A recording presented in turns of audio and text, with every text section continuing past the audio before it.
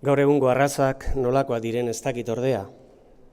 Deiztegietan konkatzen dira xume-xumeki, muturraren pean, zaldaleaketan sentitzen duten ber. Manes motakoek, hobekuntza genetikoa dela medio, errapeak handiagoa dituztela entzuna dut nonbait, eta makina zurrungatzuz deizten aldirela. Aintzinamenduak behar du nazki guztien zerbitzuko. Mendeko ardien bilakaera bera bizi izan dugu. Bakardadearen edo desohorearen beldurrak katestaturik, saldoan goaz lanera, supermerkatuetara, bilkuretara, alde bateko zein besteko pentsamentu bakunetik, kanpopo gogoeta propiorik ez daukagu. Eta beti, dena birindika jaurtikitzeko jaidurak menperatzen ditugu.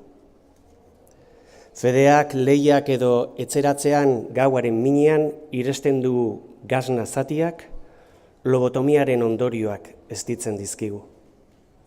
Ez naiz indar basatiaren nostalgikoa, alderantziz. Badakit indarra gure artean dagoela, gure harremanen berme, gure aditzen mutuarazle, aulezia gaitzesten dugun garaiotan. Nola uka hori? Hala eta guztiz ere, maiz, begiak irekirik eta zorigaitzez non nahi jaukitzen zaidan bazamurtu gutiziaren eta haurtzaroan nintzen hartzain amezleraren oroitza, nigan josirik susmaditzaket. Munduak kudeatzen duen indar itxua besterik da biztan dena.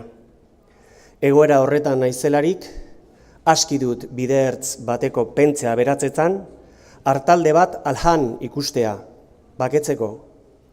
Orduan, orlegia zuriz txikatzen duten ardiak, orzaiz eta leior urrun deziragarri zaizkit. Askapen mugak, balizko gero mehatxuaren iragarleak.